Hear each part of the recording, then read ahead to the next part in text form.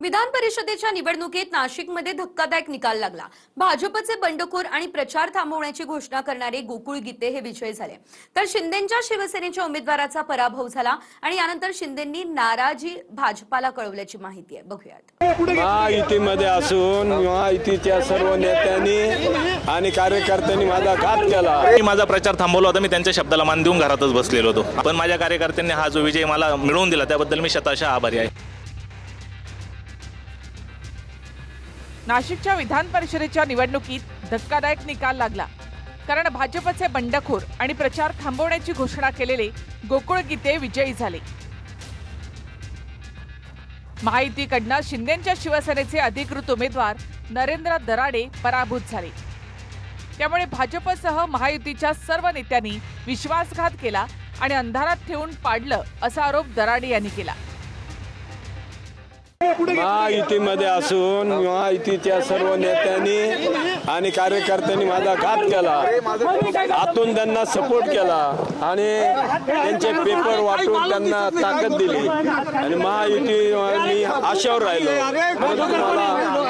मी आशेवर राहिल्यानंतर मी कुठेतरी कमी पडलो आणि महायुतीच्या सर्व नेत्यांनी माझ्यावर विश्वासघात केला, अंधारात ठेवून मला पाडलं। त्या नेत्यांनी माझा विश्वासघात केला, मला अंधारात ठेवून त्यांना ताकद दिली आणि माझी ताकद काढून घेतली। महायुतीनं घात केला म्हणून त्यांच्या टीकेला काही मी उत्तर द्यायला बांधील नाही। मी या मतदारसंघातल्या ज्या मतदारांनी मला मतदान केलं, मी त्यांच्या प्रत्येक प्रश्नाला उत्तर देण्यासाठी पुढील 6 वर्षासाठी बांधला गेलो।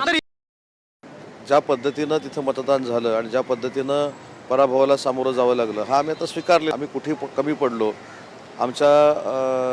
त्यांचा जो आक्षेप आहे की महायुतीच्या सगळ्या घटक पक्षांनी किंवा सगळ्या नेत्यांनी अशा पद्धतीचं काम केलं, तर नक्की आपण त्याच्यामध्ये लक्ष घालू, त्याच्यामध्ये कोण कोण आहेत ते देखील तपासून बघू।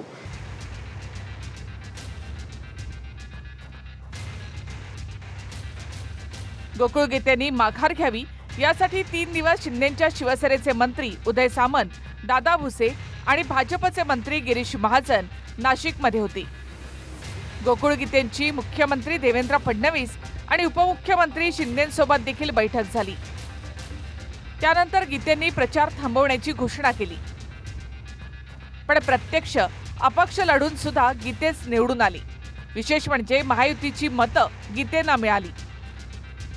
नगरसेवक, जिल्हा परिषद आणि पंचायत समिती सदस्य असं एकूण 618 एवढं मतदान झालं।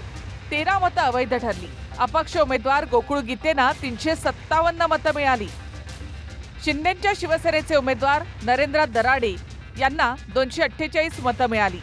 109 मतांनी गीते विजयी झाले, म्हणजेच हक्काची मतं भाजपची 164 आणि शिंदेंच्या शिवसेनेची 159, दादांच्या राष्ट्रवादीचे 159 अशी तब्बल 482 मतं होती। 100% माझा बाप काढला होता, म्हणूनच मी त्या ठिकाणी माझा फॉर्म कायम ठेवला होता आणि त्याचाच परिपाक आज माझ्या निकालात दिसतोय। नाही, मी माझा प्रचार थांबवला होता। मी त्यांच्या शब्दाला मान देऊन घरातच बसलेलो होतो। माझ्या कार्यकर्त्यांनी त्यांचं ऐकलं नाही, त्याबद्दल मी त्यांची माफी मागतो, पण माझ्या कार्यकर्त्यांनी हा जो विजय मला मिळवून दिला त्याबद्दल मी शतशः आभारी आहे। इकडे संजय राऊतांनी सुद्धा शिंदेंच्या शिवसेनेला डिवचलं आहे। भाजपनेच नाशिकमध्ये शिंदेंचा उमेदवार पाडला आणि ठाकरेंच्या शिवसेनेच्या मतदारांनी गोकुळ गीतेंना मतदान केल्याचाही दावा केला। शिंदे गटाचा एक उमेदवार भाजपनं पाडला, ठीक आहे, याला सुद्धा बंड म्हणा, जसे ते म्हणतात उद्रेक आहे। गोकुळ गीते यांनी शिवसेनेकडे सहकार्य मागितलं, आम्ही त्यांना ते दिलं। आमचं जे मतदान होतं ते आम्ही त्यांच्याकडे आम्ही वळवलं। हे अगदी मी माननीय उद्धव साहेबांशी चर्चा करून आम्ही ते मतदान त्यांच्याकडे वळवलं, त्याचाही त्यांना फायदा झाला। नाशिकच्या जागेमध्ये शिंदेच्या सेनेला बीजेपीनं मागून खंजीर खुपसलं। भाजपचे जो अलायन्स आता महाराष्ट्रामध्ये आपल्याला पाहायला मिळते, ज्याला माहिती आपण म्हणता, यांची हालत हे किती खराब करतील त्याचा अंदाज आपल्याला पाहायला मिळणार आहे। हा निकाल आमच्यासाठी अतिशय धक्कादायक आहे। खूप प्रयत्न आम्ही केले, तरीही मतदारांनी कौल आमच्या बाजूने दिला नाही। रागात आहे, संतापात आहेत, पण तरी पण त्यांनी असं बोलू नये, कारण ते आमदार राहिलेले आहेत, सिनियर आमदार आहेत, त्यांचे भाऊ पण आमदार आहेत, तेही बोलत आहेत। मला वाटतं हे आमच्या रक्तामध्येच नाही, मी असं कधीच करू शकत नाही। मी सांगेल तर मी सांगून देईल, पण मी असं कधीच करू शकणार नाही। ही आमची संस्कृती माझी नाही आणि आमच्या पक्षाची पण नाही, मी तुम्हाला सांगतो, माझी अजिबात नाही आहे. पण आता या ठिकाणी त्यांचा पराभव झालेला आहे, त्याची कारणं निश्चित शोधली जातील. नाशिकमध्ये गीतेंकडून शिंदेंच्या उमेदवाराचा पराभव झाल्यानंतर आदित्य ठाकरे यांनी शिंदेंची नक्कल करत चिमटा काढला. नाशिकमध्ये शिंदेच्या शिवसेनेला धक्का बसलाय, काय सांगाल? अरे हसता हसता बोलता नाही येतं, हसता हसता बोलता नाही येतं. भाजपने शिंदेचा करेक्ट कार्यक्रम केलेला आहे का? अरे ये तो सिर्फ ट्रेलर है, अरे ये तो सिर्फ ट्रेलर है. गोकुळ गीते आणि त्यांचे बंधू गणेश गीते हे मंत्री गिरीश महाजनांचे निकटवर्ती आहेत. महाजनांचं म्हणणं आहे की शिंदेंच्या शिवसेनेला दगा दिलेला नाही, पण तरीही मतदारांनी गीतेंनाच आमदार केलं. आता प्रश्न हा आहे की गोकुळ गीते शिंदेंच्या शिवसेनेमध्ये जाणार की भाजपत? त्यावरून देखील मंत्री उदय सामंतांची एक फोन क्लिप देखील व्हायरल झाली, ज्यामध्ये एका तासात स्पेशल विमान नाशिकमध्ये लँड होत आहे असा संवाद आहे. विमान तिथं मागवलेलं आहे. चालेल सर, चालेल सर. तुम्ही ऐका ना, हा एक वाजता इथे लँडिंग आहे. हो तुम्ही एक 1-1.5 वाजेपर्यंत इथं पोहोचा ना. ठीक आहे, पोहोचतो सर. सर पोहोचतो, नक्की ना? नक्की सर. निघालो मी. Thank you sir.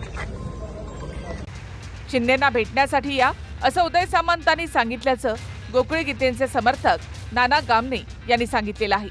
तर सामंतांनी आपण असा कोणताही फोन केलेला नाही असं म्हटलं. उदय सामंतांचा फोन आला मला. तुम्हाला आला का, तुम्ही केला का? नाही, आमचं बोलणं झालं त्यांचं. त्यांना एकच सांगितलं का गोकुळ दादा विजयी झाले.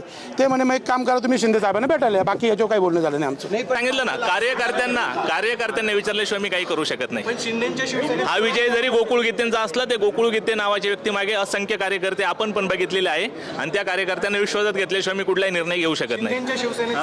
मी सांगितलं ना, कार्यकर्त्यांना विचारात घेतल्याशिवाय माझी भूमिका अस्पष्ट आहे. गोकुळ गीतेंचे भाऊ गणेश गीते भाजपमध्ये आहेत. गणेश गीतेच इच्छुक होते, पण नाशिकची जागा शिंदेंच्या शिवसेनेला सुटली.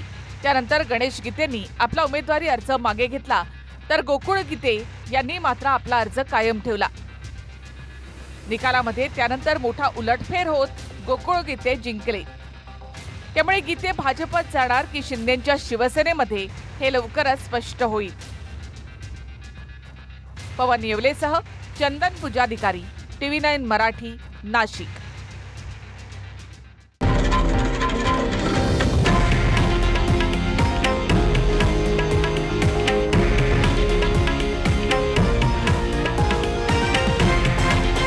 हे आहे देशातील नंबर 1 न्यूज नेटवर्क आणि आपण पाहत आहात TV9 मराठी, एकमेव.